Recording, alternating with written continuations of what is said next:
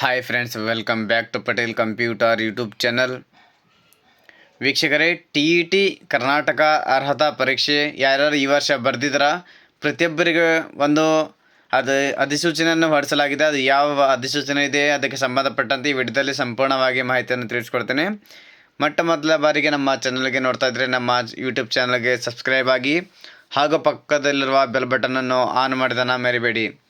So friends, ಇಲ್ಲಿ ಒಂದು ಕರ್ನಾಟಕ ರಾಜ್ಯದಿಂದ ಒಂದು TET ಕರ್ನಾಟಕ ಸರ್ಕಾರ ವತಿಯಿಂದ ಏನು ಅರ್ಹತಾ ಪರೀಕ್ಷೆ ನಡೆಸಲಾಗಿದೆ, ಅದಕ್ಕೊಂದು ಸುತ್ತಲೆಯನ್ನು ಹೊರಡಿಸಲಾಗಿದೆ. ಅದು ಏನು ಅಂತಂದ್ರೆ ನೋಡಬೇಕಾದ್ರೆ, TET ಅರ್ಹತಾ ಪರೀಕ್ಷೆಯ ಪ್ರಮಾಣ ಪತ್ರದಲ್ಲಿ ತಿದ್ದುಪಡಿಯನ್ನು ಮಾಡುವ ಬಗ್ಗೆ ಅಂತ ಒಂದು ವಿಷಯವನ್ನು ಕೊಟ್ಟಿರ್ತಾರೆ.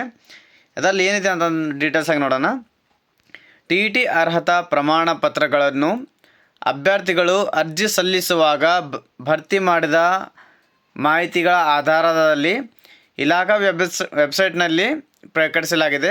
ಆದರೆ ಅನೇಕ ಮಂದಿ ಅಭ್ಯರ್ಥಿಗಳು ತಮ್ಮ ಹೆಸರು, ತಂದೆ ತಾಯಿ ಹೆಸರು, ಹುಟ್ಟಿದ ದಿನಾಂಕ, ವರ್ಗ ಇತ್ಯಾದಿಗಳ ತಿದ್ದುಪಡಿಗಾಗಿ ಫೋನ್ ಮೂಲಕ ಸಂಪರ್ಕಿಸುತ್ತಿದ್ದಾರೆ. ಆದುದರಿಂದ ಇಂತಹ ತಿದ್ದುಪಡಿಗಳ ಅಗತ್ಯ ಇರುವವರು ಪ್ರತಿಯೊಂದು ತಿದ್ದುಪಡಿಯ ಬಗ್ಗೆ ಪತ್ರಾಂಕಿತ ಅಧಿಕಾರಿಗಳಿಂದ, ಅಂದರೆ ಇಲ್ಲಿ ಗ್ಯಾಜೆಟೆಡ್ ಆಫೀಸರ್ ವತಿಯಿಂದ ಒಂದು ದೃಢೀಕರಿಸಲ್ಪಟ್ಟ ಪೂರಕ ದಾಖಲೆಗಳು, ಅಂದರೆ ನಿಮ್ಮ ಒರಿಜಿನಲ್ ಡಾಕ್ಯುಮೆಂಟ್ಸ್ ಏನಿರ್ತವೆ, SSLC marks card, PUC marks card, degree marks ಕಾರ್ಡ್ಗಳು ಏನಿರ್ತವೆ, ಅದಕ್ಕೆ ಒಂದು ಜೆರಾಕ್ಸ್ ಕಾಪಿ ಆದ ನಂತರ ಗೆಜೆಟೆಡ್ ಆಫೀಸರ್ ಅಂದರೆ ನೀವು ಗೌರ್ಮೆಂಟ್ ಹಾಸ್ಪಿಟಲ್ ಆಗ್ಬೋದು, ಪ್ರಿನ್ಸಿಪಲ್ ಆಗ್ಬೋದು, PUC ಕಾಲೇಜ್ ಪ್ರಿನ್ಸಿಪಲ್ ಆಗ್ಬೋದು, ಡಿಗ್ರಿ ಕಾಲೇಜ್ ಪ್ರಿನ್ಸಿಪಲ್ ಆಗ್ಬೋದು, ವೆಟರ್ನರಿ ಡಾಕ್ಟರ್ ಆಗ್ಬೋದು, ಯಾವುದೇ ಗ್ರೀನ್ ಪೆನ್ನಿಂದ ಯಾರ್ಯಾರು ಸಿಗ್ನೇಚರ್ ಮಾಡ್ತಾರೆ ಪ್ರತಿಯೊಬ್ಬ ಒಂದು ಗೆಜೆಟೆಡ್ ಆಫೀಸರ್ ವತಿಯಿಂದ ಒಂದು ದಾಖಲೆಗಳ ಮೇಲೆ ಸಿಗ್ನೇಚರ್ ಮಾಡಿಸ್ಕೋಬೇಕು.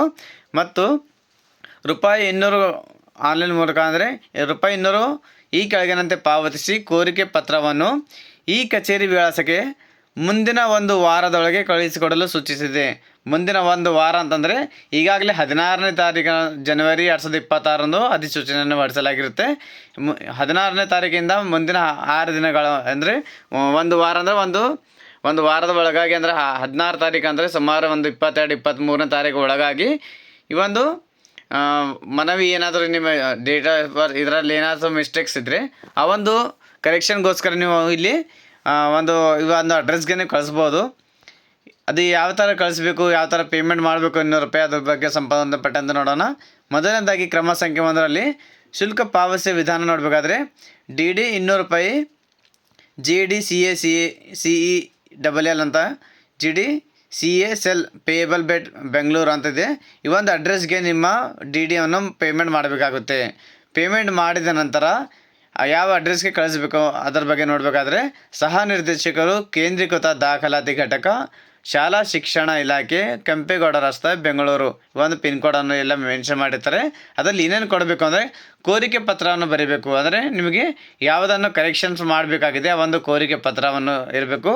ಅದಾದ ನಂತರ ಇಲ್ಲಿ ಒಂದು DD ಪೇಮೆಂಟ್ ಮಾಡಿದಂಥ DD ಕಾಪಿ ಇರಬೇಕು.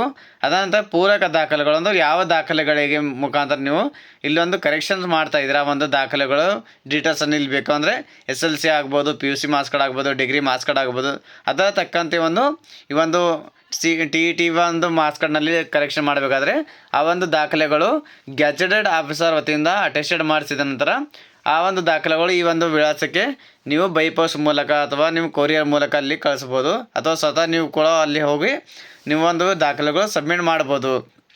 ಸೊ DD ಪೇಮೆಂಟ್ ಮಾಡಬೇಕಾದ್ರೆ ಏನೇನು ಕಂಡೀಷನ್ಸ್ ಇರುತ್ತೆ ಬ್ಯಾಂಕಿಗೆ ಅಂತಂದರೆ, ನಿಮಗೆ ಕಡ್ಡಾಯವಾಗಿ ನಿಮ್ಮ ಹತ್ರ ಚೆಕ್ ಬುಕ್ ಇರಬೇಕಾಗುತ್ತೆ.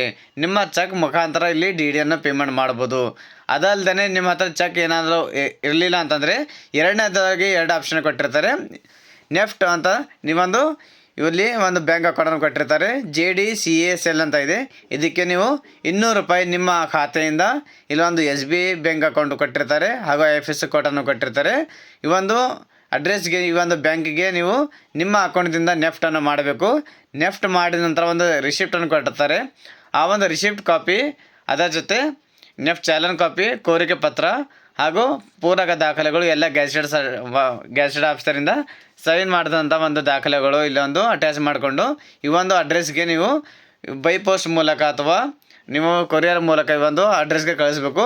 ಕಳಿಸಿದ ನಂತರ ನಿಮ್ಮ ಒಂದು TETನ ಅರ್ಹತೆ ಪರೀಕ್ಷೆಗೋಸ್ಕರ ಆನ್ಲೈನ್ ಮೂಲಕ ಅರ್ಜಿಯನ್ನು ಸಲ್ಲಿಕೆ ಮಾಡಿದ್ದೀರಾ, ಆ ಒಂದು ಡೀಟೇಲ್ಸಲ್ಲಿ ನಿಮ್ಮ ಏನೇನು ಮಿಸ್ಟೇಕ್ ಆದರೆ ಅದೊಂದು ಕರೆಕ್ಷನ್ ಮಾಡಿ ನಿಮಗೆ ಮತ್ತು ನೆಕ್ಸ್ಟ್ ನಿಮ್ಮ ಅಪ್ಡೇಟ್ಸಲ್ಲಿ ನಿಮ್ಮ ಲಾಗಿನ್ ಆದ ನಂತರ ನಿಮಗೆಲ್ಲ ಆಟೋಮೆಟಿಕ್ಕಾಗಿ ಅಪ್ಡೇಟ್ ಆದಂಥ ಒಂದು ಡೀಟೇಲ್ಸನ್ನು ಶೋ ಆಗುತ್ತೆ. ನೀವು ಮಾರ್ಕ್ಸ್ ಕಾರ್ಡನ್ನು ಡೌನ್ಲೋಡ್ ಮಾಡ್ಕೋಬೋದು. ಸೊ ಇಷ್ಟು ಈಸಿಯಾಗಿ ನೀವು ಕರೆಕ್ಷನ್ ಮಾಡೋಂಥ ಆಪ್ಷನನ್ನು ಈ ವರ್ಷ ಕೊಟ್ಟಿರ್ತಾರೆ. ಯಾವುದೇ ರೀತಿಯಾಗಿ ಇನ್ನವರೆಗೂ ಈ ಥರ ಒಂದು ಆಪ್ಷನ್ ಕೊಡಲಿಲ್ಲ. ಆದರೆ ಈ ಒಂದು ವರ್ಷದಲ್ಲಿ ಭಾಳಷ್ಟು ಕರೆಗೆ ಬಂದಿದ ಮೇಲೆ ಈ ಒಂದು ಆಪ್ಷನನ್ನು ಕೊಟ್ಟಿರ್ತಾರೆ. ಸೊ ಫ್ರೆಂಡ್ಸ್, ನಮ್ಮ ಮಾಹಿತಿಯನ್ನು ಇಷ್ಟವಾದಲ್ಲಿ ನಮ್ಮ ವಿಡಿಯೋನ ಲೈಕ್ ಮಾಡಿ. ಯಾರು TET ಎಕ್ಸಾಮ್ ಬರ್ತಿದ್ದಾರೆ ಪ್ರತಿಯೊಬ್ಬರಿಗೆ ವಿಡಿಯೋನ ಶೇರ್ ಮಾಡಿ. ನಾನು ಮತ್ತೆ ಭೇಟಿ ಆಗ್ತೇನೆ ಮುಂದಿನ ವಿಡಿಯೋ ಜೊತೆಗೆ. ಅಲ್ಲಿವರೆಗೆ ನಮಸ್ಕಾರ, ಧನ್ಯವಾದಗಳು, ಶುಭ ದಿನ.